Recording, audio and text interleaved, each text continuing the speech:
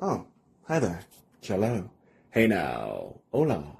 And ba weep grana weep ninny bong. However you want to say it. Welcome to that Kev1 show.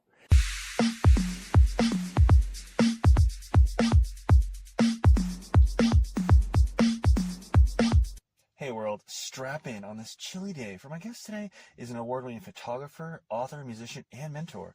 You may have seen his work around art galleries all around LA and elsewhere, but you definitely have seen him in blockbusters like Gone Girl, The Hulk, Yellowstone, Dahmer, Dexter, Curb Your Enthusiasm, SWAT, 911, Marvel's Agents of S.H.I.E.L.D., I can go on and on, Blackish, NCIS, Scandal, Justified, and so many more. Mark Atteberry, welcome to the show. Thanks, man. That's a great introduction. I Oh like that. yeah, I mean, I could have went on and on and on with those, but man, like you got so many. I'm sure we'll get into them. But oh man, how's Hollywood treating you today?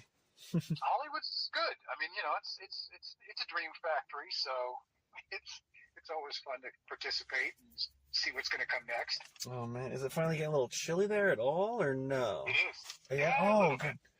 I mean, not Portland chilly. Yeah, no, not only here. Oh LA my lord. chilly. Yeah.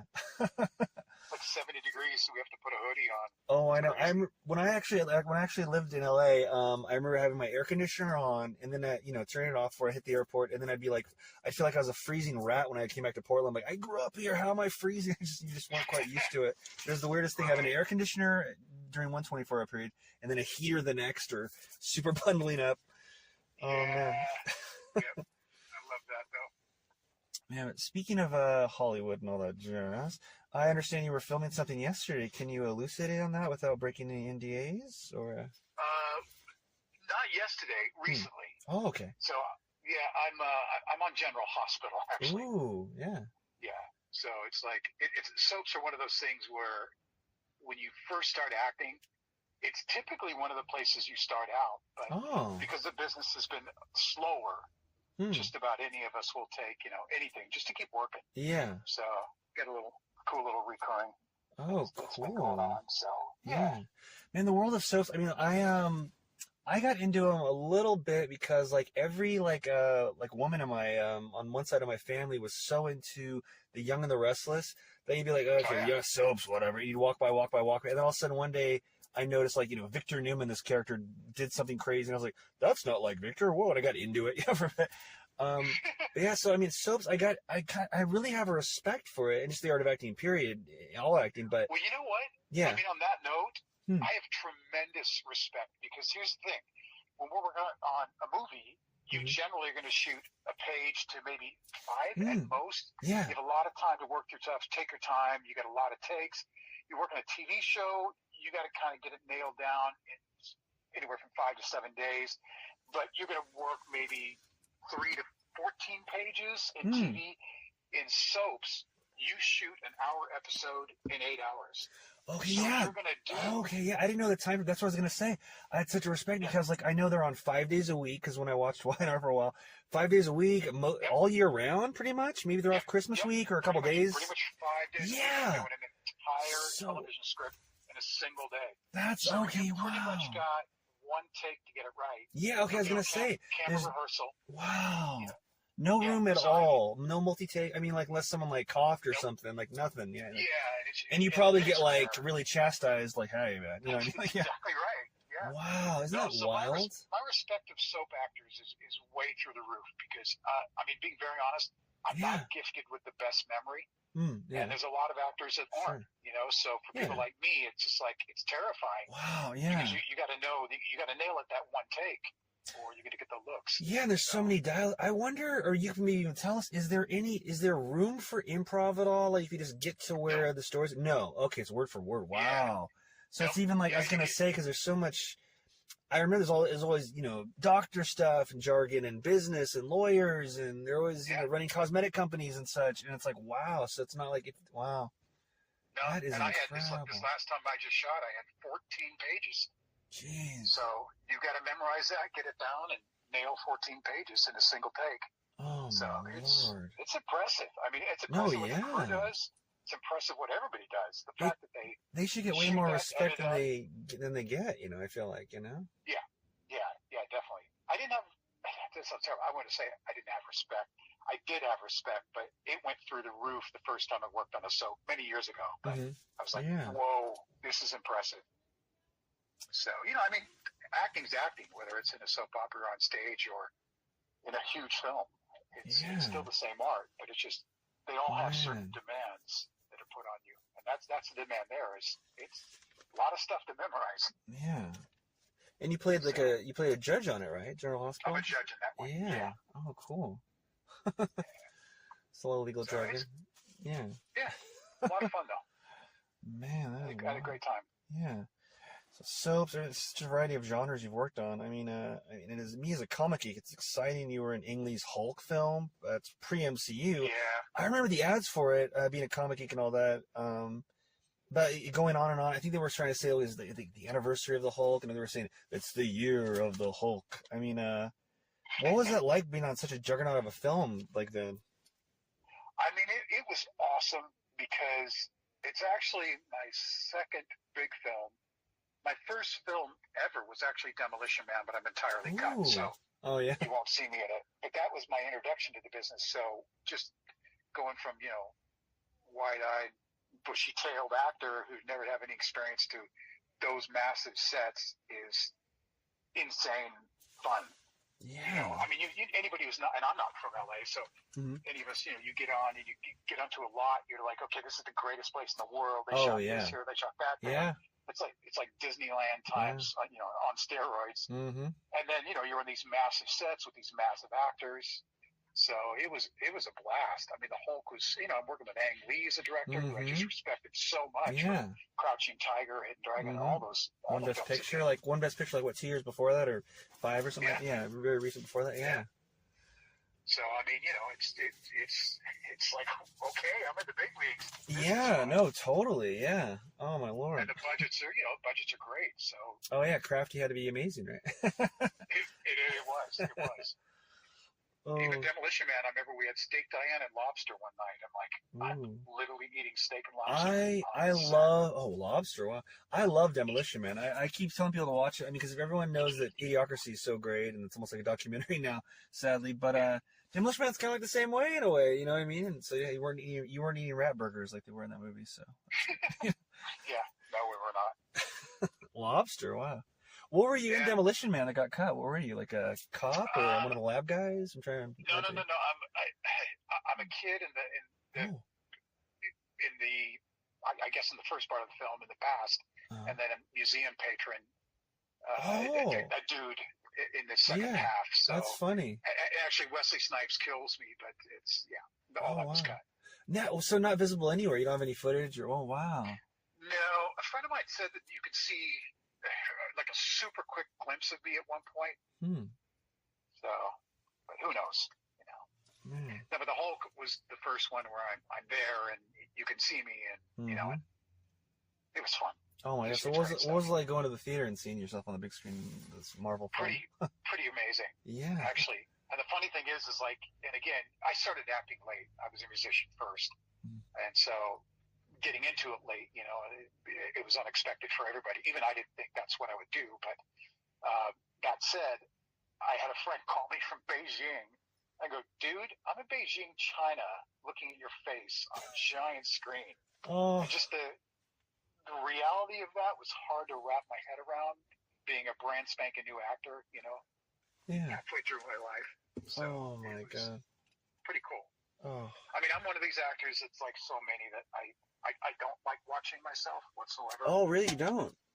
Nah. Yeah, you're like Gene Hackman and some people are like that. Wow. Or where it was like that. Yeah. Tons. Pretty much most good actors I know don't. Yeah. It's just, we just look at our flaws and the things we could have done different. That's all we see. Well, have you ever noticed when you have caught yourself like, oh, maybe I'll change this or not? Or because when I always hear that, I always wonder like, wouldn't that be a shame if like someone like that or like like doesn't watch their whole career essentially, and then all of a sudden they're older and they watch their movies and like, oh, I always raise my chin really high when when looking up or you know what I mean, or I'm blinking a little more than I should when I'm shooting a gun or you know what I mean. Yeah. I know I hear you though. And that definitely happens. You definitely start to look at things.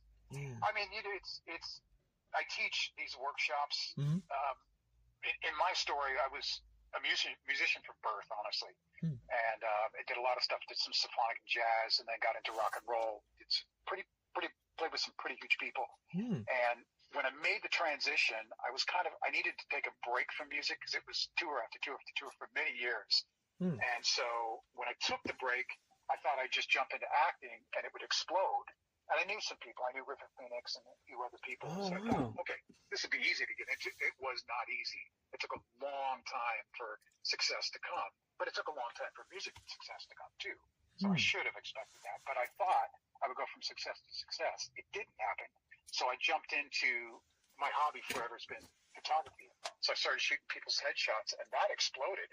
And all of a sudden, I was voted #1 headshot photographer in Backstage Magazine. Really? And that, Wow. Yeah, and that just sort of pushed it over the edge, and I got super busy with headshots. But it was fun because, I was slowly building my way and studying nonstop acting and getting better and better.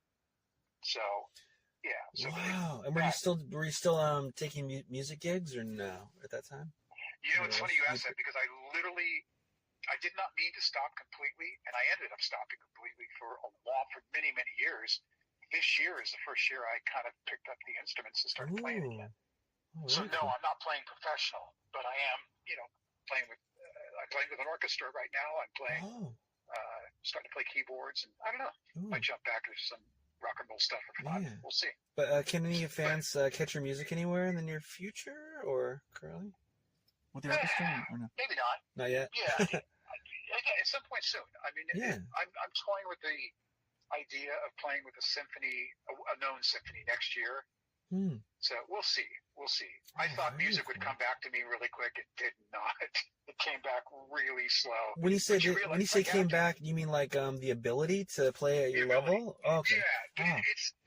But it's like any art form. I think like a muscle, use it or lose it. Kind of? Yeah. Well, no. Yes, but you do it and do it and do it, and when you just do it nonstop all day, every day, you get pretty good.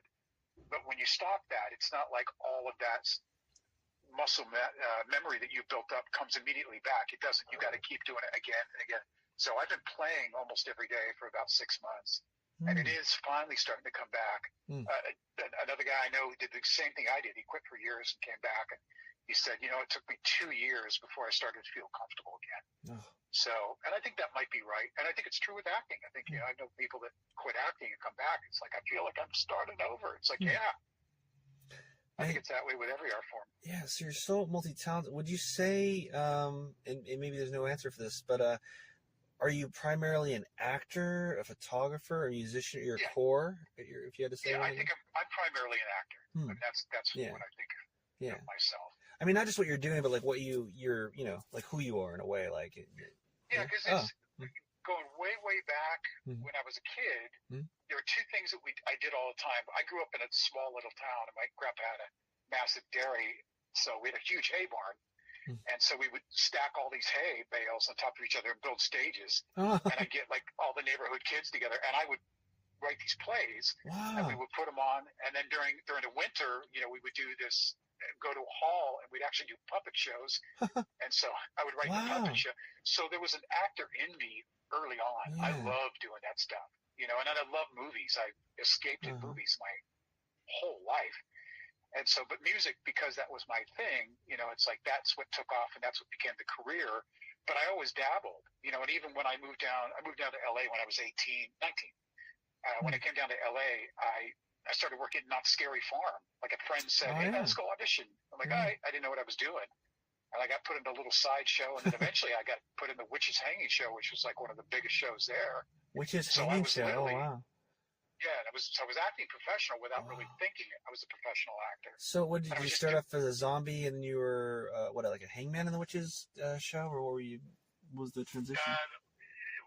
The first year I did the Wishes show was maybe about the third or fourth year. I did Not Scary Farm. The first year was a little sideshow, and I was a deformed clown. Then I did a character on the streets for a couple of years, and then they asked me to audition for the show, and I did. There's only two main characters that speak: the mayor and the witch that we hung. So the two of us did the show, and then there's a bunch of other people around us that did things. Wow. So wow. So they hang a witch character or a mannequin or what are they doing? That wow. Yeah. It was actually really, really fun. Wow, yeah. Really, really fun. I've never heard of a witch hanging. I've heard, of course, of the witch burning, but wow, the witch hanging. Yeah. Well, actually, and she turned into a ball of flames. It was a special effects show. Oh, So, okay. Maybe that's the old. Yeah. Oh, wow. Some stunts and special effects. It was cool. I do miss that about LA. I remember, like, I lived in Toluca Lake, the Toluca Lake area. We'd walk around and, like, we'd see there'd be so many big houses with, like, these huge setups, the obvious stunt people and stuff, and licensed IP characters and the music and everything. It was so wild. Yeah. Yeah. That's part of the magic of Hollywood. It is, and it attracts people like me. That's what we do. Yeah. Huh. So yeah, but those little shows. So I was kind of acting even as I was making a living as a musician. And let's be honest, being on stage as a musician is really not different than being an actor. Mm-mm. Just as an actor, my instrument's me. Mm-hmm. As a musician, my instrument's my instrument. You got to put that performer face on for sure. Yeah. But you learn to deal with crowds. You learn what works. You learn how to entertain. I mean, that's the whole point. So, and it doesn't change much. And when we talk about technique, it's my acting technique. There is a bit of music to it. I hear things musically, and I know several actors that do that. So yeah, and you want to come from the soul, whether it's the music, you want it to come from your soul. You don't want just repetition. Start off. Here's how I play this every time, or here's how I act these lines every time. You want it to be different every night. Whatever's there is there, and it comes out. So you still work from the soul, whether you're doing music or acting, or really photography. Photography, same thing. You want the best shots or heartfelt shots. You just like, I felt that moment and I got it. I caught that moment. So it's interesting. Wow. Yeah. So now what's going on with the photography right now? As of late? Nothing. It's been slow. I did some art stuff last year because I don't know. I assume you're aware that last 3 years have been really slow for all of us in the business. Yeah. Because of studio contraction, because of the strikes, because of the economy, a lot of things. And then before that, COVID. So it's almost been like a weird stagnant stop and go for like, I feel like not a decade, but man, like 5-6 years. It feels like, yeah. The 2020s. I mean, the Stranger Things kids are like in their 30s now. It looks like when you watch. I mean, it's a great show still, but it's really like they went from 11 to. No, it's very true. Yeah. Oh man. So because it's been slow, it's just like, you start doing some of the other things just to stay active creatively. But the art world's been tough too. The economy's rough in the art world right now. It's so wild. It's like we can't stop creating though, and we know this. I know. I don't need to tell you this, but yeah. Yeah, it's and that's just how it is. We got to keep doing it. It's in our soul. Man. I've never had a real job, which is kind of scary. Oh, wow. That's impressive, though. Yeah. I did some waitering gigs a couple times just to make ends meet. Yeah. But other than that, that's not a real job. Yeah. I've never had a 9 to 5 ever. Not my whole life. Wow. Oh. Man. So, that's kind of a blessing. It is. Yeah. It's scary. Yeah. I've never known stability. So I wonder if you were starting out now where you were back then, if you would be doing like, what do they call them, the gig jobs, like DoorDash and Instacart a little bit to make ends meet in between stuff or not, Yeah. I think anybody that jumps into the business, you need to do that. Yeah. I mean, I was very lucky in that I was making money playing music. So you're already creating art and everything the whole time. Yeah, that started early for me, but it's, I mean, anybody that comes out that wants to make a go at this, it's like, you need a job to at least keep you alive. Yeah. And LA is a very expensive city. I remember at times it felt like the walls were just closing in. You weren't even going out and doing anything. I mean, you were auditioning, you're acting, but it's like, it's like, man, everything was just so expensive just to live or, 4 walls. Yeah. Well, it's funny because we talk about this because we're still doing most of our auditions at home on tape. And so commercials are finally starting to do a little more in person, but none, like almost none. I remember driving out over the hill to the, I've lost so many places, but Studio City or Universal City, and they'd be like they call them the cattle calls where everyone's just kind of waiting, auditioning. Haven't that in a while. That's kind of wild. Yeah, no, I've not even heard of one of those for a decade, maybe. Huh. but we miss it. We're kind of we're lonely. So, I had a couple of commercial auditions recently. And just like you see your friends, you almost like want to tear up. It's like I've missed you. We see each other. We made it. All around town. Yeah, exactly. Yeah. We're still here. Yeah, still here, still another day above ground while you hug with your, sides for your Nabisco, where you, or something like that, or whatever it is. Your Wheat Thins commercial, right? Right, exactly. Oh my God. But it's fun. I really enjoy what I do, and I'm happy to say that. Man, well, and you must have a legion of fans from all this stuff. I mean, including like Marvel's Agents of S.H.I.E.L.D., or kind of piggybacking from Hulk. That's by the time you got into Agents of S.H.I.E.L.D., the MCU, the MCU machine was pretty much changed the film world with Marvel, finally, firmly a household name, not just the comic geeks. But did that feel like you were actually like in a comic book world at that point? Since like, you almost had to see a bunch of movies. Yes. Yeah. Because it was the quote unquote Marvel world. Once you're in it, and you do get, you get fan bases, you get things posted about you, which is kind of cool. The great thing about Agents of S.H.I.E.L.D. is it's my favorite death scene ever. Oh, tell us about that. They melted me into a pool of fluid, and it literally took a week to shoot. So. Why did it take a week? Was it almost like stop motion-ish, or how did they? What took a week? Because you shoot the stuff on set, and then you shoot the same things on set again, but with all the dots on you, so they can make sure that the CGI is correct. And then you've got to go. Back in that day, you go inside this cage of cameras with like 350 cameras that shot every angle of you. And then they shoot close-up camera stuff that gets every pore of your skin. That is wild. So, I mean, all of that is used, and then they put it through the CGI process. That is so impressive. Like we just recently had Jessica Clement from that Gen V. It's another superhero show. Currently on the air, and she has like a tail and powers in that show, but she talked about the whole spinning cameras and that room you just described. That's so incredible how they. It's pretty cool to go through. It really is. And when I was a kid, like Indiana Jones Temple of Doom, the original, when they, I don't know if you remember the guy who was when they I think they opened it the Covenant. He melts his face. Maybe you're talking about, or the guy whose face melted. The glasses. Oh yeah, it was scary as a kid. Yeah. I remember thinking, as a kid, that was so crazy cool, but scary. Yeah. And that's how I got to do it. It sort of did like that. Oh, that was fun. That's a great way to die. Yeah. What season of Agents of S.H.I.E.L.D. was? I've seen all the seasons. What season was that? Oh man, what? I'm really sorry. Oh, no problem. I don't remember numbers very well. Yeah. So. Oh man. Sorry. No problem. So did you have to do a lot of homework? Did you feel like you had to watch all the Marvel movies up to date to that season when you were on it, or no? A little bit. I mean, the good news is like my best friend is an absolute total Marvel geek. Oh, so he knows every detail about everything. So he was an invaluable resource. Oh, yeah. Did he have any pointers for you? Was he tell you stuff? You're like, wait, what are you talking about? He's like, you got to remember at this point, Thanos has this many Infinity Stones. You're like, what? Yeah. Okay. Yeah, exactly. So there was a little bit of that going on, but that is so funny. It's just kind of cool to go.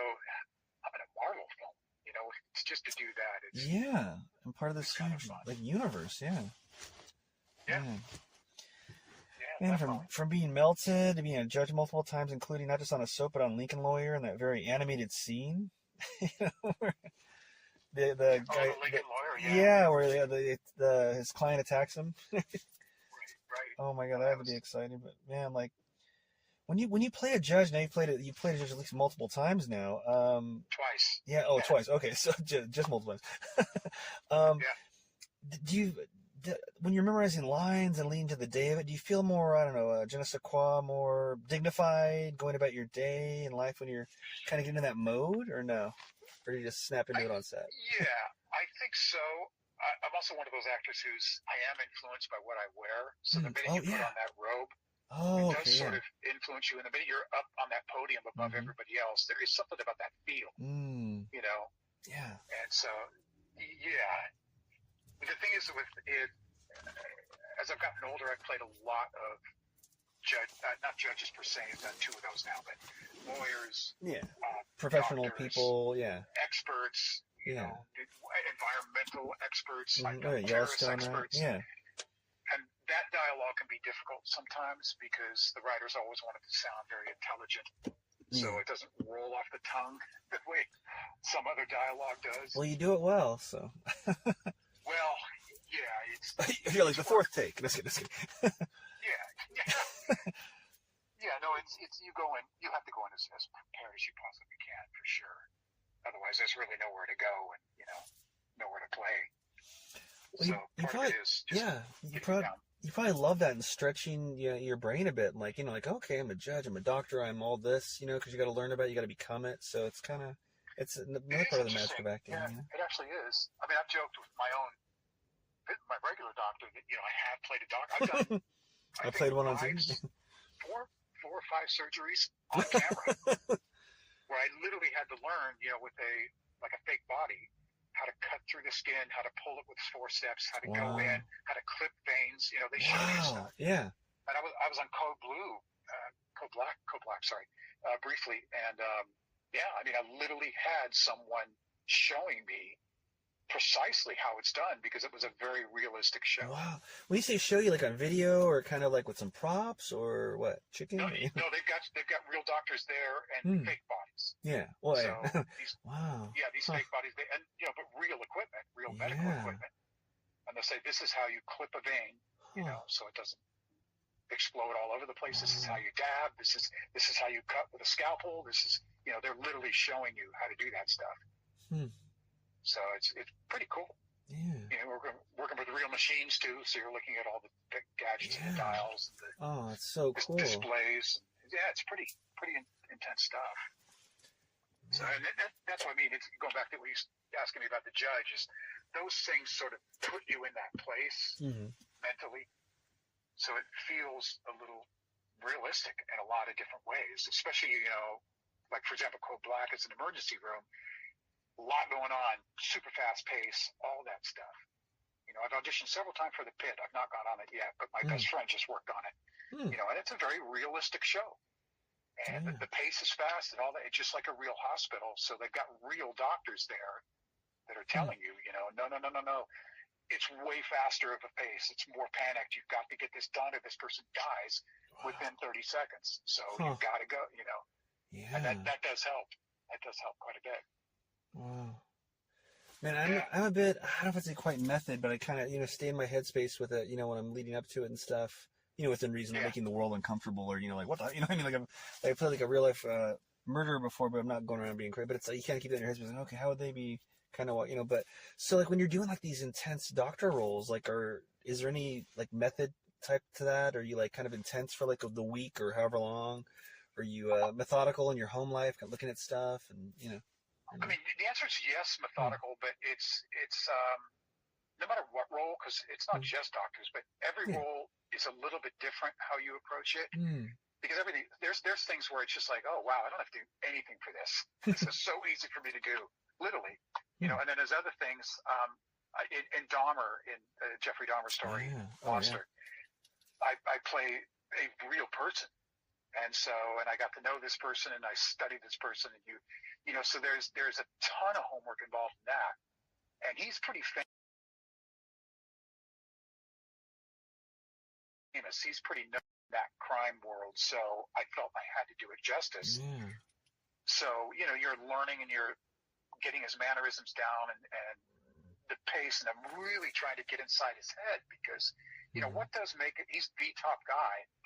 He's the top psychologist for serial killers. And so, what makes a man want to actually be the guy in the serial killer world? I mean, there's something there.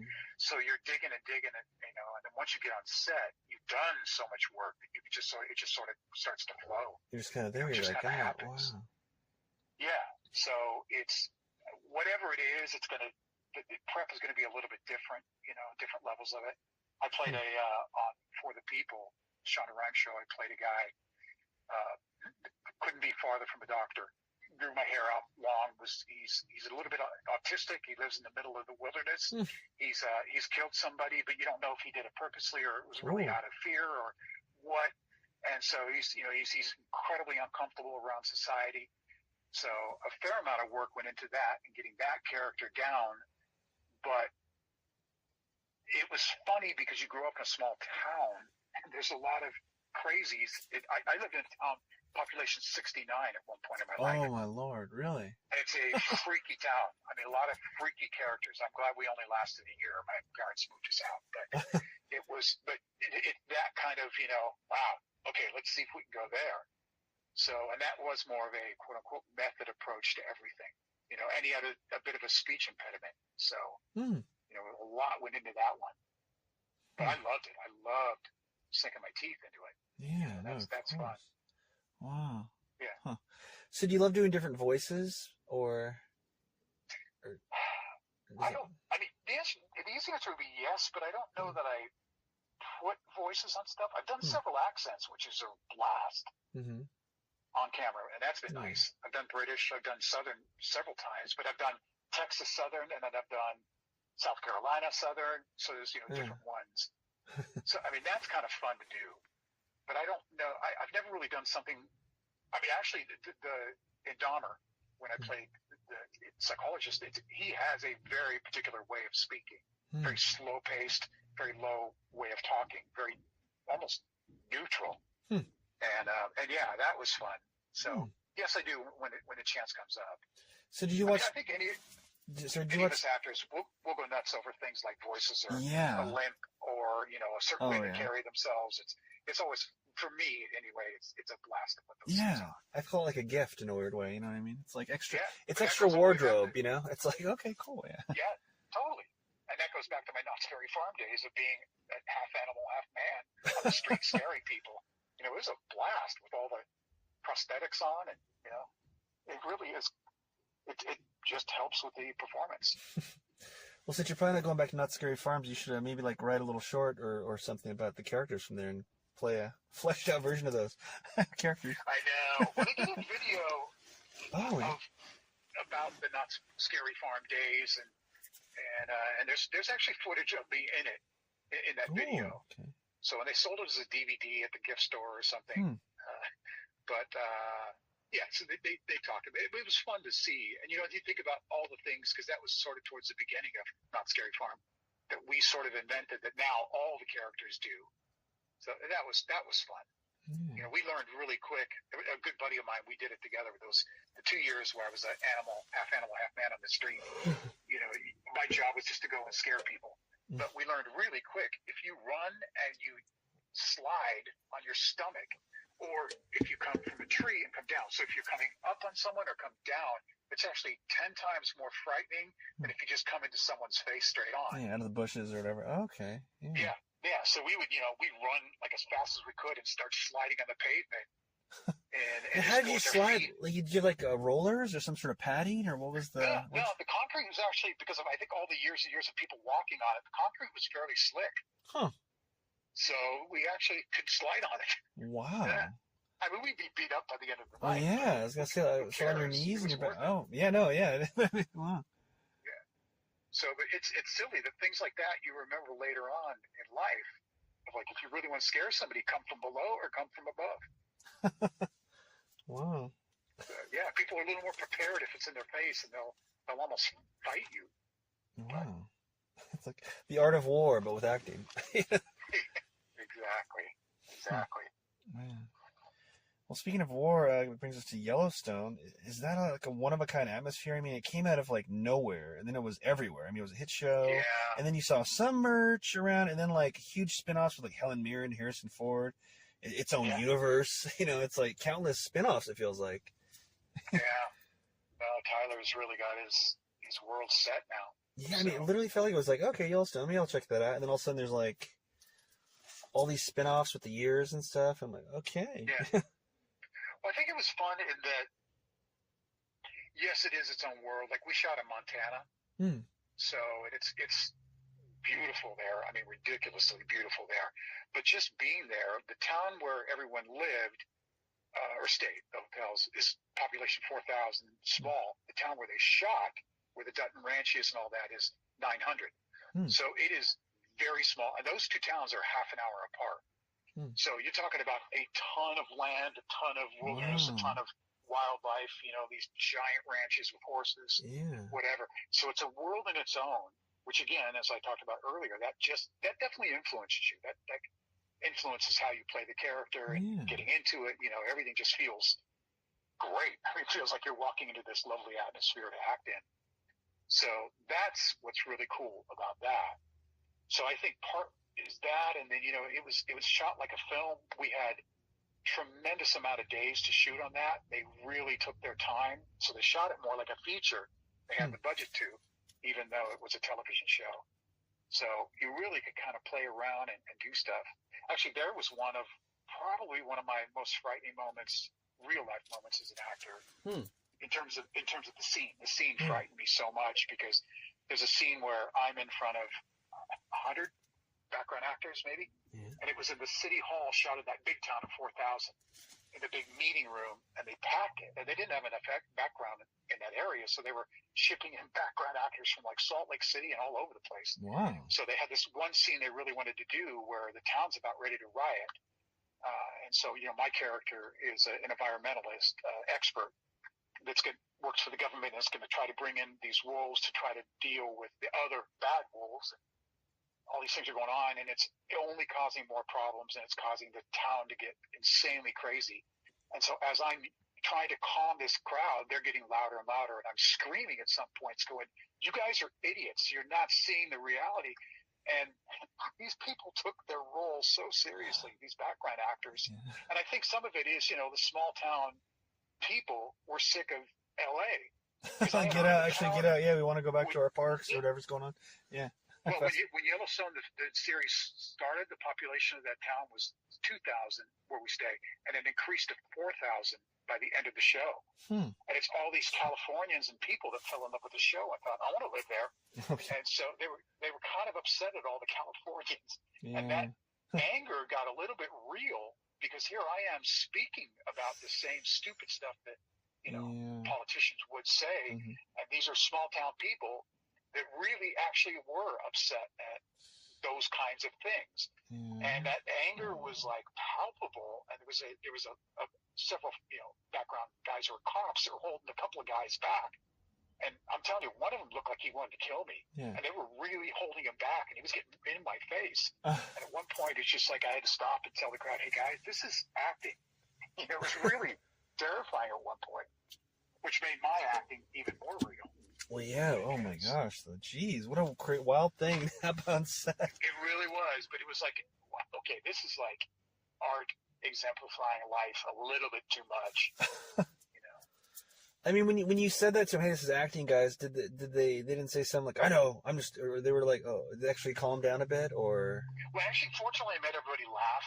Oh, good. I said it in a comedic way. This kind of lightened it a little bit, but it literally, there was a point in my head where I was like going, I think he's actually going to come at me. Yeah, wow. I think he's seriously going to hurt me.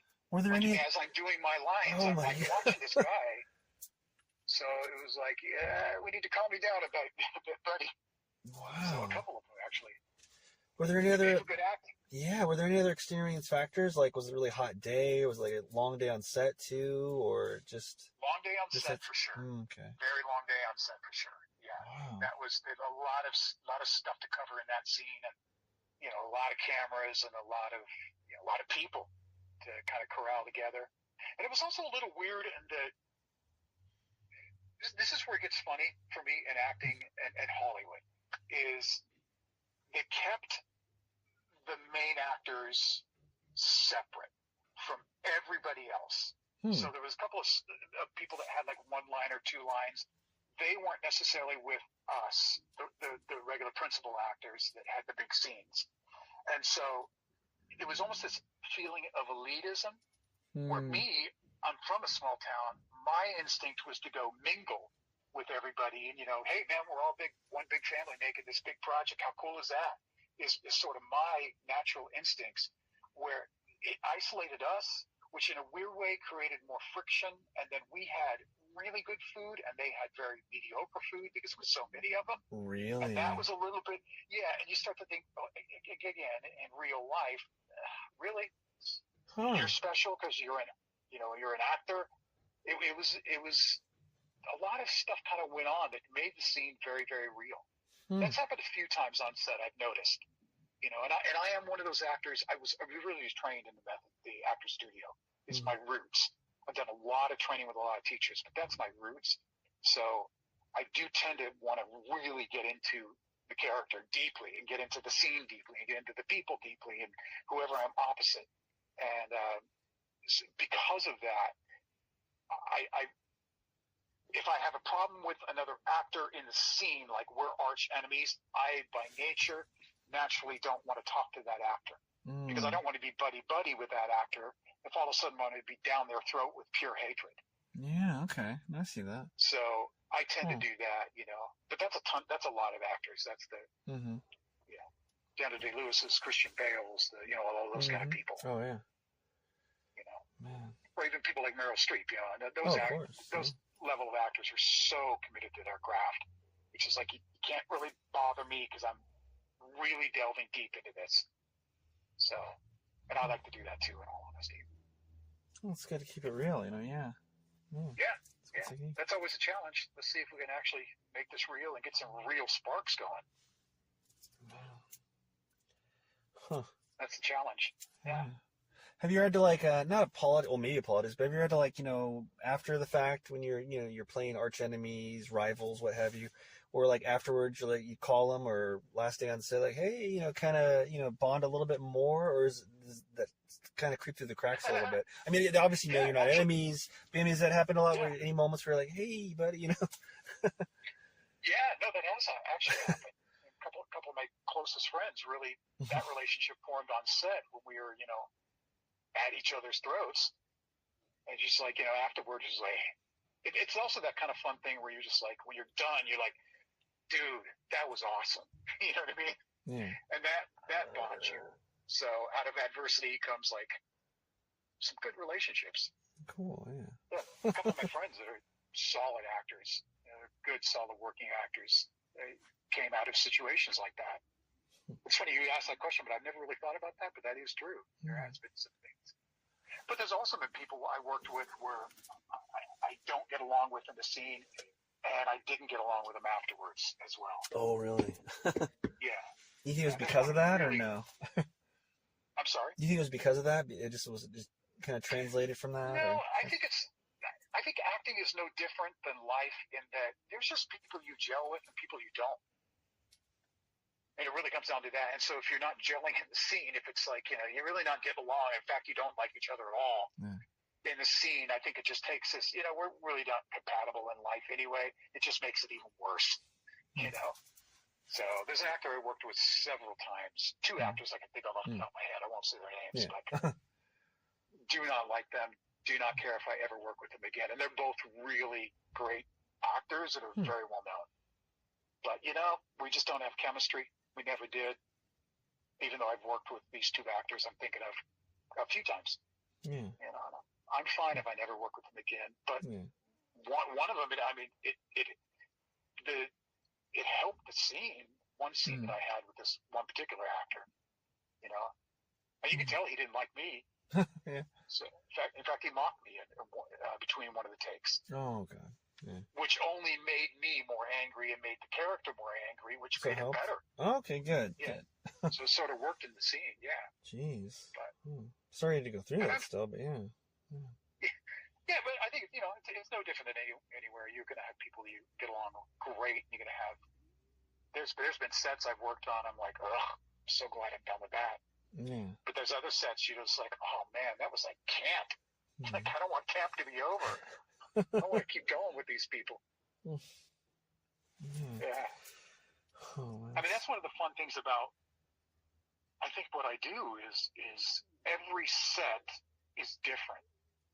And you constantly have to figure out, okay, what's the chemistry of this set? What's it going to be like? I've done a lot of pilots. I've literally not one of my pilots I've done has ever been picked up. Really? That sucks. That's interesting. Yeah. One got picked up and immediately canceled. And then I've been bumped up to a series regular a few times, and then the series got canceled right away. So that's been frustrating. But the one nice thing I will say about a pilot is when you do a pilot, everyone's on an equal level. You don't know which of these people is going to be the star of the show. You don't know. I mean, unless it's like, you're hearing a show with Meryl Streep. Meryl's going to be the star, obviously. Yeah. But I'm just saying for the sake of most TV pilots, once you shoot it, you're kind of all on an equal level, and that's fun. Yeah. But every set you get on as a guest, whenever I'm a guest star on a show, you spend that first day just kind of figuring out the chemistry and, what can I do? Who can I talk to? Who can't I talk to? What's the feel here? Is this a tense set, or is this a really relaxed set? Can we joke around, or can we not joke around? They all have a different energy. That's so wild, isn't it? Huh. Yeah, it is, but it's fun. It's kind of that's half the challenge. It's kind of cool and organic. And believe me, I've done I can't do that on this set. Sorry, everybody. I didn't know what's wrong to do that. Sorry. Huh. It's not all universal. Wow. Yeah, but it's no different from. I mean, an actor basically is doing a job interview pretty much at least once a week. You got a job interview. It'd be like if anybody else in any other career was constantly going from one job to another. I mean, every office is going to be different. Yeah. Every crew is going to be different. Might, in a weird way, it might keep you young in a way, because you're, starting your freshman year over and over and over. Yeah. Yeah, it is. I mean, it keeps it challenging, and I think that's half the fun of this. Half the fun is trying to figure out this character and see if I can actually bring this character to life, and and actually have real chemistry with someone opposite me. And that's a huge challenge. But then half of that also is like, let's see if I can fit it in this show. I've done shows where it's just like, wow, I don't think I'm right for this show. Oh no. But that happens all the time. Really? A ton of stars have done that, where they're just like, I mean, even George Clooney talks terrible about his Batman character. Oh yeah. I think he said that he ruined Batman for years or something like that. Yeah. He's just like, I was so wrong for that. I don't know if he was wrong for it from my perspective. It was a different Batman. Yeah. I mean, I think it wasn't his fault. It was kind of the movie and the writing and the tone, maybe, especially after the Tim Burton ones. But yeah, I remember when he was cast. I feel like I was watching From Dusk Till Dawn, and I'm like, yeah, he looks like Bruce Wayne. He'd be a great Batman. You see his chin and everything, and Yeah. Yeah, totally. Yeah. But yeah, I think too. I've been miscast. I know I have. Oh yeah. I mean, what's funny for me is, when I started doing professional acting and professional training, I did a ton of improv, and then I got into comedy improv, and I love that stuff. I still to this day, I did Curb Your Enthusiasm. Yeah, I was gonna say, loved you on Curb. Yeah, on the council and everything with Tracy Ullman. Yeah. You're probably the third or fourth alum from Curb Your Enthusiasm. We had Fred Melamed, Richard Reilly. Is that right? Yeah. Danny Lee. But so you love improv? I love improv myself. Do. Yeah. Oh, but I don't do a lot of comedy. Okay. I'm not a go-to comedic guy. But there's always a part of me, like any actor, it's like, well, I'd love to do more comedy. All of that. But Curb was fun, because it's all improv and.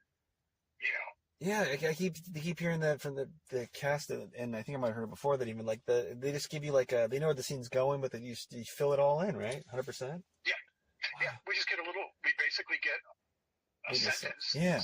So in this scene, basically we need to get from this point to this point. So, and we got to hit maybe these 3 points. If we could hit these 3 points, that'd be great.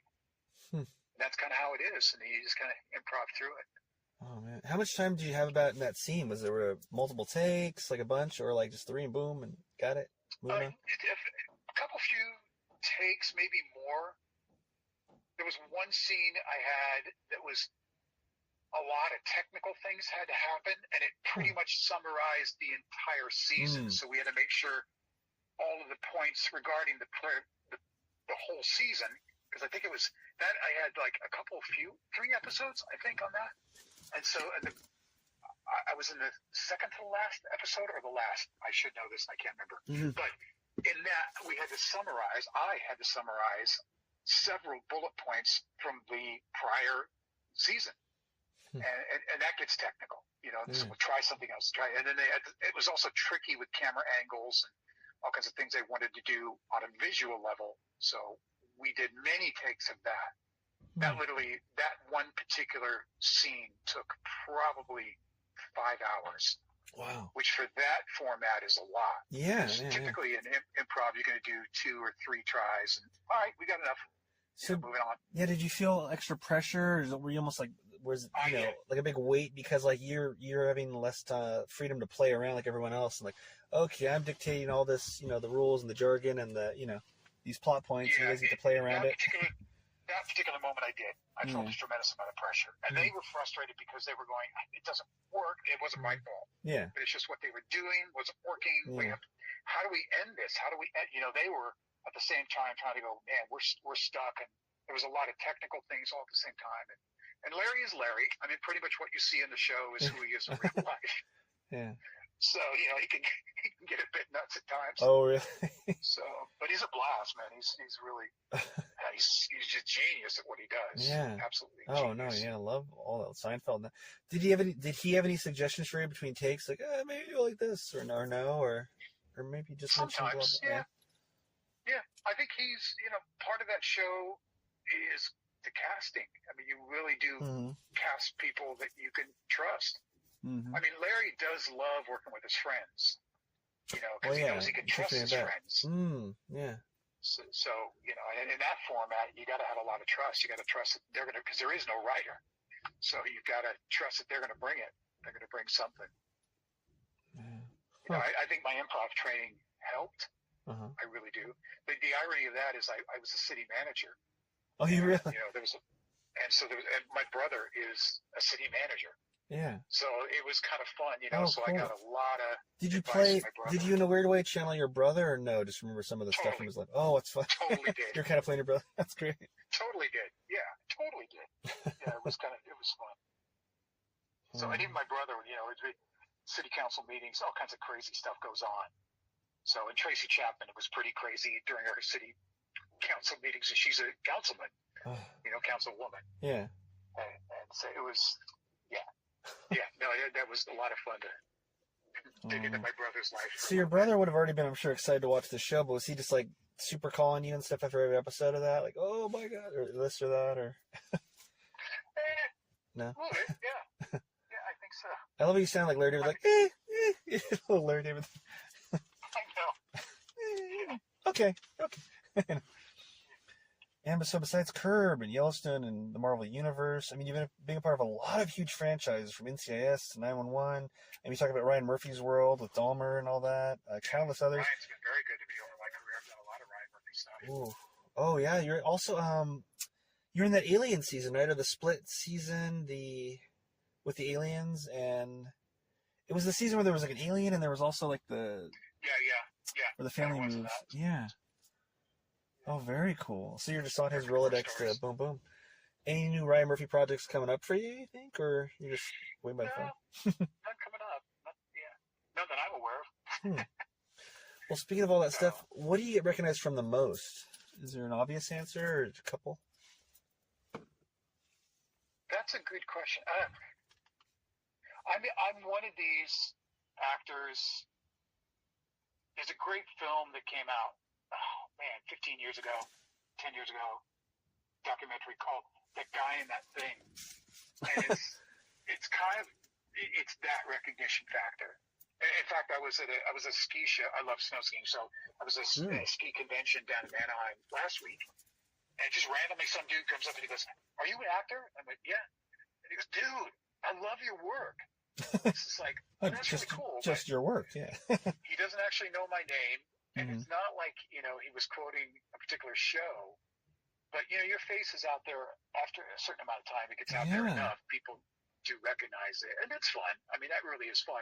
But at the same time, like I said, knowing River Phoenix, that level of fame is something I'd never want. Never, ever, ever. Yeah, I always want to be able to, I'm going to go with the roles no matter what. If, say, I got cast as Wolverine, I would take it, you know what I'm saying? But, I always want to be able to grocery shop or, walk to the park, you know what I mean? Like, I guess we live in this world, people do get deliveries and stuff, but I like, going out in the world and picking and getting my own stuff, Yeah.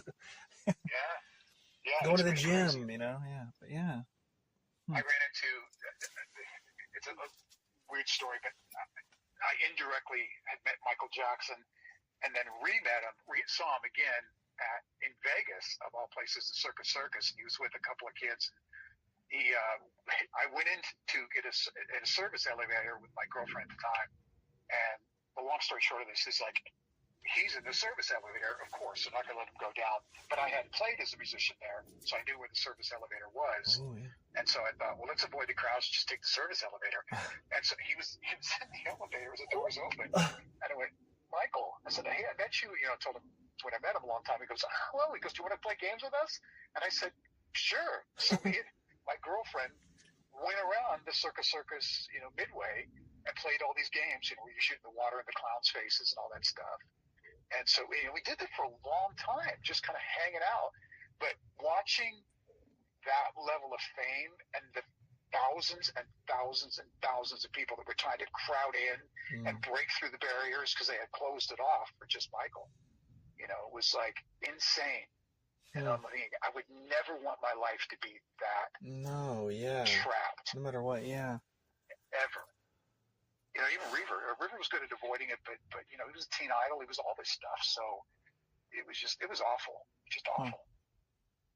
So some people, I'm not one of those that wants that level. I don't care. I'm perfectly fine living under the radar. So yeah, I feel like most actors I know, at least, the real actors, I mean, not to put anyone down, but they don't want to do. They just want to perform. They want, they might want some accolades and compliment their talent and all that. But it's not like not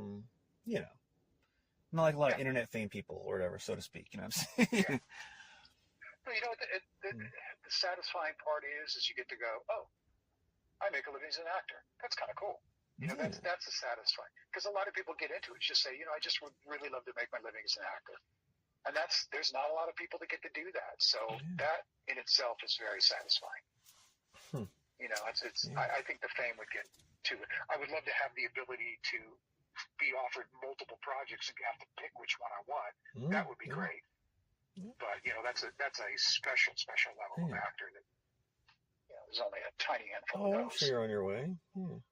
I'm okay if that never happens. I really am. I love what I do. I get to really enjoy what I do. So, and I can still walk down the street, not get attacked. Yeah. Yeah. Now, what would you say I love it for the art. Yeah. Oh no. Yeah. I always say to people. Some people are like, "What?" But I think you probably would agree, or hopefully would agree. I wouldn't take a role that I wouldn't. Yeah, I want to get paid, mind you, but I wouldn't take a role that I wouldn't do for free. In a way, it's kind of like the way I look at it. You know what I mean? Like, I'm an actor. It's like it's like if the apocalypse comes deeper, so to speak, as some people say it's come. And the power goes out. Everyone, I would probably be with the survivors at the camp doing plays. Like you probably would be doing. So. Yeah. That's a famous line when Dustin Hoffman was at the Actors Studio back when that show used to be on. Dustin said, he goes, look, honestly, if I didn't get a huge break in The Graduate, I'd probably still be happy doing community theater somewhere. And I think there's a lot of truth to that. Yeah. A lot of people come to LA to be stars. They don't come because they love the art. And that does not lead to longevity. Yeah. It doesn't. You don't have a long career if that's your attitude. People like Denzel or Dustin Hoffman or Meryl Streep or whatever, all of those people love the art. That's what keeps driving them. I do too. And also I'll say, you were talking about a little bit earlier, one of the things I love is the ability to say no. I do say no to things. I'm certainly not a megastar, but yet there are things I just don't want to do. For whether it's for a moral reason or a physical. I have back issues. I broke my back years ago, so I've got to be somewhat careful about some things I do.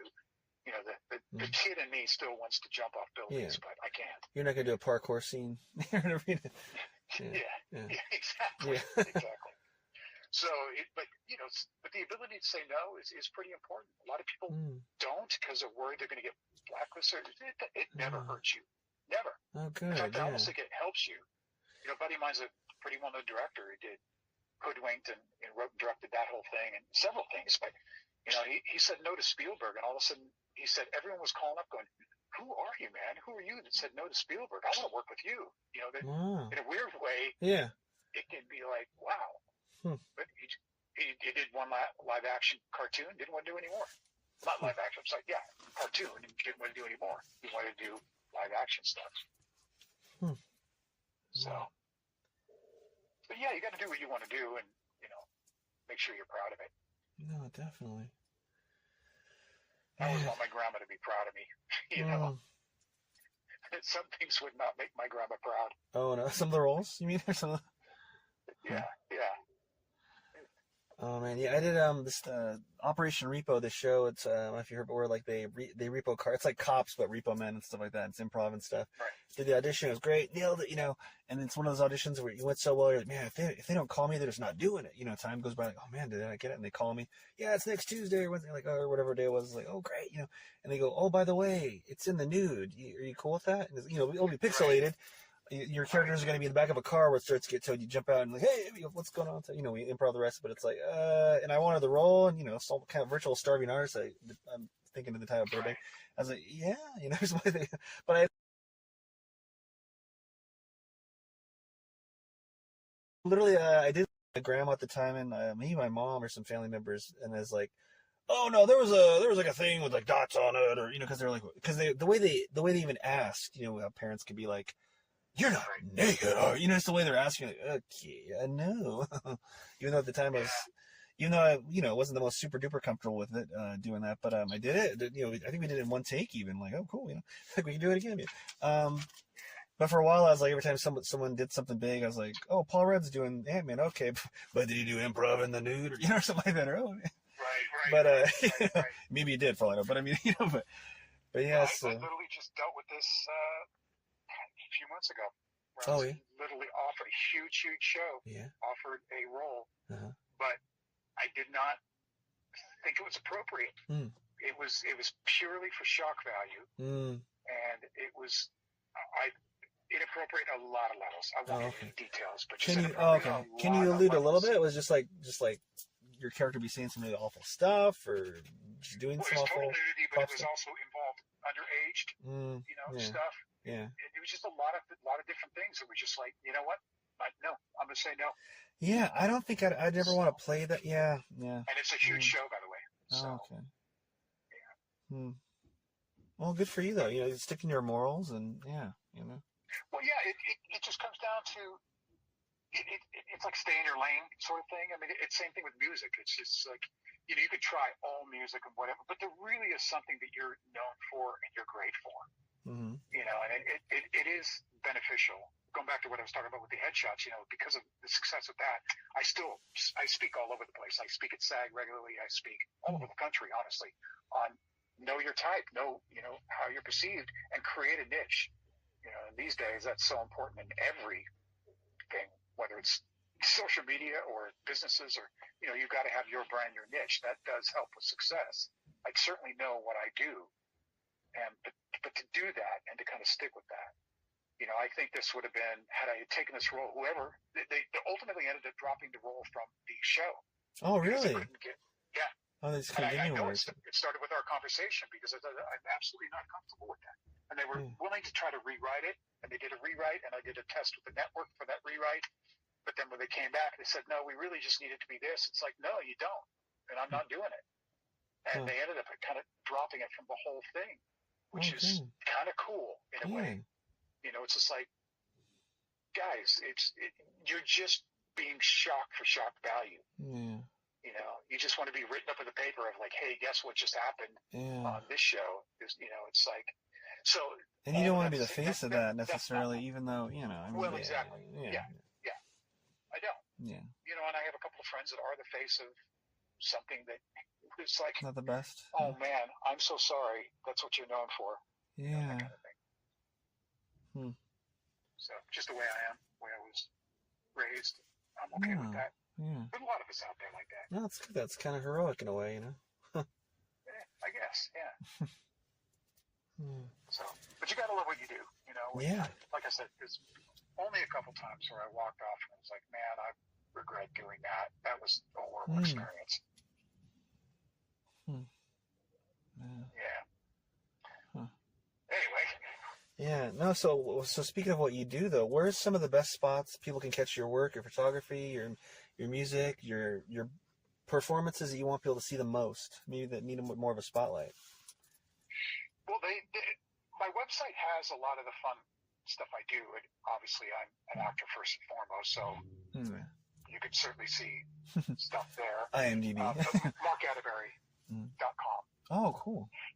MarkAtteberry.com. It kind of shows a little things. It doesn't show a lot of the music because that's, again, just kind of coming back into my life. But it does show there's some of the art, photography, and there's some of the teaching, mentoring, speaking stuff I do in regards to acting. I do have, I just put some classes up on Udemy. Udemy, U-D-E-M. How is it? I'm not sure. U-D-E-M-E-Y? Udemy? I'm not sure. Or just M-Y.com. But it's a place to see a ton of classes. But I put some acting stuff up there. I'm starting a website that eventually will be kind of a little online school. But MarkAtteberry.com is a nice hub for all of it. And it's cool that you got the .com, so you are the Mark Atteberry, you know what I mean? I am. Yeah. All of it. Ironically, there is a pastor, what used to be a somewhat mega church in Florida, named exact same spelling. Oh, yeah. And it's funny because I would get emails for him, and he would get emails from me all the time with people reaching out, trying to seek us out. So imagine you took that role you were talking about, I don't even know the specifics, and like they're looking at Mark Atteberry and some of the hate mail he'd get. You'd probably be getting some letters from him for sure. Like, how dare you? Oh my God, I hope you're going to get a lawsuit, a wrongful lawsuit, mind you, but yeah. One day, I don't remember why, we had to talk on the phone about something. There was a mix-up of something. And we started talking, I just hit it off. And believe it or not, I went to seminary early on in my life. I thought that's what I was going to do. Oh, so you could have actually, wow. So in a weird way, we have some things in common. Yeah, but it was interesting. So now, and he's a really good guy, and he's a musician, ironically. He's a great sax player. Wow. And so, yeah, we had a lot to talk about. And Mark Atteberry of the cloth, cut from the same cloth. It I know. like. We talked about, let's write a book. Yeah. We literally could not be in more polar opposite worlds. Huh. I'm in Hollywood, Yeah. He's in Florida as a pastor in church. Yeah. I thought, it'd be fun just to kind of write a book about the two Mark Atteberrys. Our inside joke was like, well, whose name goes on first? Ooh. Well, it'd be like in the film that says it's starring Mark Atteberry, they're next to each other, kind of pulsating up and down, kind of the two names. Right. Like, which is first? Right. Oh, that's awesome. Yeah, that was funny. It's funny. And to this day, we still chat from time to time. I think he retired from that church. He's a good author. He actually worked as an author. He wrote a lot of people's biographies and things, but yeah, so he's older and retired. But although I think he's back at some church right now. But even so, it's funny that we had this relationship. He's a good guy. He's a really good guy. Never met him face to face. We talked about it. But, you have to have a council of the Mark Atteberrys. Yeah. Secret meeting. But he would joke to his congregation and say, well, you guys can catch me this week on whatever show. Oh, that's good. Yeah. Oh, my God. So anyway. Well, before I let you go today, is there a type of role that has eluded you thus far that you really, want to crack at? I don't know what that would be. You've done so many things, but I don't know. Is there like a roguish spy or I don't know? I mean, I just really love what I've been able to do, honestly. I would like to get more. Again, it comes down to typecasting. It's just how this town works. I've done a lot of experts, billionaires, doctors, lawyers, whatever. I would like to kind of get back to playing a little bit more gritty.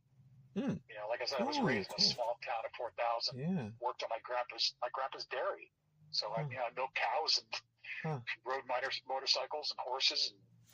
I'd like to get back to the grid side of stuff. I mean, you even had some scary people in that town of 69, so, those characters. Yeah. So. Yeah. Okay. But I wouldn't mind doing that. I've written a couple of scripts that I've sold a few, but none that have gotten made yet, unfortunately. But I made some money. But I'm launching into writing one about music. Okay. So that would be my chance to kind of play it. In effect, it's a very gritty musician. It's based on two people I knew in San Francisco years ago. I imagine like a dangling cigarette from your mouth and you're throwing a whiskey bottle at the door, or no? Not quite. Yeah, exactly. Something like that? But it is. But those cheesy, gritty, stupid bars. Yeah. The neon music is lights, the being pool halls, played. yeah. Yeah, it'd be fun. It'd be fun to do that. So I miss those kind of. It's weird to say I miss simpler roles. Hmm. I do a lot of very intellectual dialogue, Okay. and sometimes I just like. And that is one of the things I like about I have auditioned for Tyler shows after Yellowstone. A few, not got on any yet since then, but I have been up and on hold for several. But his dialogue is a little bit more simple, which is it's nice. It's just nice to do that down to earth, simple dialogue. So I'm always craving that. I want to do a character where I have no dialogue. Ooh. No dialogue, or it's up to you to improv it, but just no dialogue? No, just like I would love to do a silent character. Staring through. Oh, okay, a mute, or you're the enforcer. You're staring a hole through the hero, maybe, or something. Yeah. It's kind of like like Rambo. I don't know if you heard the story when Stallone did Rambo. He talks nonstop, and they ended up cutting like 2 hours of his talking out, and he was a basically silent character. He rarely spoke in the final version. I'm like, that's the character I want to play. Just where it's all acting with your just acting. I still gotta see that because those were a little bit. I mean, I knew of Rambo because he's just Rambo. It's pop culture, But yeah, I really want to see First Blood because I think it's even set in Pacific Northwest and everything. It's supposed to be really good. And yeah, huh? Yeah. Did Stallone write that? So I know he wrote Rocky. Did he write that, or was he just in it? First Blood. I think the screenplay. He did write it, but it was based on a book. He saw a if I'm book. not mistaken. Oh, cool. Yeah. Yeah. But he said he had a ton of monologues in it and stuff, but they cut it all. Oh, that's funny. So I mean, he's like so many actors' hero because of what he did with Rocky. Yeah. Writing it. Mm-hmm. So that's why when I was a Demolition Man, I was so excited to work with him because I'm like, oh man, you're like my hero. Oh. So. Yeah. Well, at least you were there. Are you on the IMDb list, just uncredited, does it say, or no? Or are you just not? I think you're like that's a really good question. Street Rat Kid number 5 or something by chance, or so whatever it is. There's actually a lot of pretty famous actors that from that film. Sandra Bullock, and they had all those like a lot of Jesse Ventura. I'm talking about people that were cut. Oh, really? A lot of famous people were cut. Wow. Rob Schneider, I think, is cut. Really? Daniel Day Kim is cut. Really? Jack Black's in it, but he's largely cut. I feel like I saw him as an extra. Like he literally had no lines or something. I feel like I remember like, oh yeah, Jack Black's here or something like that, but he did nothing or something. Yeah, there were quite a few people cut. Wow. In that one. They went on to some pretty big success. Huh. So, I mean, as we're talking, I'm actually trying to look it up really quick. That's a really good question. I try not to. I'm not one of these people that Googles myself every day. Yeah. So, I don't know. Oh, man, now I got to look through a billion names, yeah. Or the trivia or something, maybe. So it is listed in my very first film. Okay. Oh, it says museum patron, uncredited. There you go. That's kind of like a funny title. You should put that as your biography. Demolition Man? No, museum patron, uncredited. Right, exactly. Or track 4 of a song. It could be a song, like a moody. Right. A lot of longing in the tones. It was nice to be killed by Wesley Snipes in your first film. Yeah, with the bleach blonde hair, right? Yeah. Simon Phoenix. I rewatched that recently. It's aged okay. It was still somewhat entertaining. Yeah, I remember loving it. It takes place now. I mean, the future. Oh, really? 2025? Right, oh, really? Right about now. I think it was 2020s, if I'm not mistaken. Okay. The seashells and everything, yeah. I might check it out. I always keep telling people it's an old favorite, yeah. It's like a comfort movie. Well, that film, Sandra Bullock told me about, you lived in L.A., do you know Tito's Tacos? Yeah. Oh, yeah, she told you about that to begin with, though? Or? She's the one that turned me on to Tito's Tacos. Oh. Sadly got me addicted. So, went there about a month ago. It's still Tito's. It's great. Oh. You want a greasy, messy taco. But for the real, yeah. Which is Jack in the Box. They've been doing it forever, where they dip the whole thing in oil. Oh God, I couldn't believe it when with the meat and everything else. They just deep fry the whole thing. I know it's not exclusive to LA, but I first had my Jack in the Box at LA. Yeah. Oh yeah. What's that? Was it Del Taco? That's one that's only in LA. That I've seen. It's not in Portland, at least. Maybe it's everywhere else, but yeah. I think Del Taco's a little bit bigger. Yeah. When I first moved to LA, there was a company called Noggles, which was one of the owners of Del Taco. I think there were two partners, and he had the Noggles side. And eventually, he sold Noggles to Del Taco, sold out. And then someone just recently took the original Noggles, because Noggles was awesome. It wasn't typical fast food at all, but there were several of them. But I just remember I'd sit in line at like 3 a.m. just to have like Noggles. Wow, I never heard of Noggles. Wow. Yeah, no, cool name. It got bought out by, like I said, Del Taco. Some people bought the original recipes and the rights to open under that name, and they opened it a few years ago down in Orange County. So I haven't been back yet because I'd love to go. Yeah, tell me how it is. Yeah, that was my favorite, like greasy spoon Mexican food, and it wasn't actually that greasy. It was just great, Yeah. It's funny you remember those. They had a macho taco. Macho taco. It was way before Taco Bell's or any of those where they put a bunch of stuff and wrap the tortilla inside a flour tortilla, that kind of thing. So when you're young, that's like heaven. Yeah, I'm gonna check that out, Doc. Huh. Yeah. There's more than In-N-Out out there, guys. In LA. Yeah, exactly. Which is great and all, but still. Exactly. Oh man. Well, thanks so much for your time, man, and all that you do, man. Oh, of course. Yeah. Everyone, check out his stuff. Yeah. When do your podcasts come out? Ooh, okay, so they come out. So this one should be out tomorrow by prime time. Oh wow. Yeah, so people are gonna be listening to this Sunday night. Okay. Or thanks for listening, guys. If you're listening, right? Meow. Yeah. Exactly. Thank you. Thanks for tuning in. Oh, anytime, man, for real. And I can't wait to see you around craft service sooner than later. Yeah. No, definitely. We're all looking for. We're optimistic next year it's going to start picking up again. So we'll see what happens with Netflix and Warner Brothers merger. That's wild, yeah. But it is. The industry is slightly changing. I'm hoping HBO will be included with Netflix now, or what? Because I don't know. I love HBO, but I haven't bought HBO because my sister-in-law gave me where you can be on their you can what do you call it when they share it with you, like legally they share it with you. You can get your own avatar, your own. I had a picture of the Green Arrow as mine. Like, okay, it's official. It's not like And all of a sudden one day it said, "We see you don't have an account." I'm like, what? So then they cracked down where they don't do that anymore. So I was like, that's not cool. They just did that. I mean, you know what I mean? So I was like, And so I was kind of waiting for I watched all of Peacemaker and all that and everything I was currently watching on it. So it's like, but maybe with Netflix, which I do have, maybe HBO will be included, or it'll be some sort of bundle deal where it's like $3.99 more for this and blah McCree, and Right. crazy world we live in. Television Academy member, we get when it comes time for FYC season and voting and all that, we get access to just about everything, which is kind of nice. Very helpful. Oh yeah, saves you money too, right? Saves a little money. Yeah, my wife and I still subscribe to just about everything anyway. Oh yeah.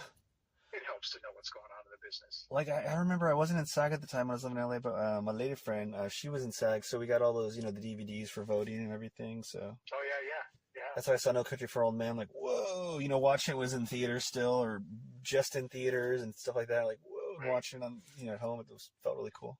Right. Yeah, we're just about to start the SAG season, so everything's streamed now. There's no DVDs being sent out. Oh, wow, interesting. Okay, so you get like a code or just an email or something that pops up? Yeah, they usually do it through an app, like Roku or something. Wow. Huh. So we have access through that. Is it like a SAG app? That's fascinating. I think it is, yeah. As I remember. Very, very cool. Yeah, but it was available. I remember, I think last year it was on Roku. And something else, but it was, available as an app. So you just put your code in, you have access to quite a few things. Very cool. But I've still got a lot of those old DVDs. Isn't that Same funny? thing with Yeah. It's almost like Academy collectible. used to send them out too. Well, I would say it's collectible, but you can't, do anything because it has your info on it. So you'd be in trouble. So not collectible, but collectible for you. But exactly. Yeah, you can't sell them. You can't do anything. Yeah. You either have to keep them or destroy them. That's it. Yeah. Kind of a cool watch, though. Yeah. Yep. Oh, Man. All right, man. Thanks so much. Well, my pleasure. Yeah. Good to talk to you, Kevin. Yeah, man. All right. Everyone, check it out. Yeah. MarkAtteberry.com.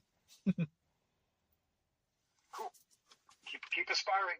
Oh, keep doing the art. It's just important. Oh, thanks, bro. Sometimes you need to hear that, Yeah, we all need to hear it. Yeah. It's important to keep doing it. The world needs art, and it needs our perspective. Everyone's got their own unique perspective, so we always need it. That's for sure. Keep the brightness going. Yeah. I'm on it. You're on it. And yeah. Great. All right, man. Night. All right, Kev. Well, thanks for everything, man. Oh, yeah, for sure. Thanks for the conversation. It's always good to talk about this stuff. Yeah. It's important, It's like Prometheus did it, and now we are. Right, exactly. All right, man. We'll check this out. As my wife stares at me. All right, man. Thanks again, man. Good night. All right, my pleasure. Hope to talk to you soon. Oh, for sure. All right. We'll see you. This episode of That Kev One Show is dedicated to Yuto Kita, who you've seen in countless films. I loved him as the head of the Vampire Council in Blade. He had like the white spiky hair. He always looked, was an older gentleman. I feel like, maybe you can find him in older stuff, but he seemed like he was immortal. He was in so many things. He was in Blade. He came down in so many scenes, mind you. I don't want to spoil what happens to his fate in that, but he comes down when Deacon Frost, Stephen Dorff character, is like translating the vampire text to get La Magra. But just so many roles. Legendary actor, character actor that you know from so many things. Rest in peace.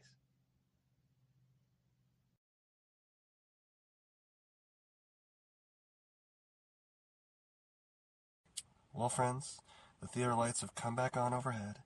Please clean up the candy wrappers you snuck in and traverse safely. See you next week, or superfans online at patreon.com/thatkev1show. Good night.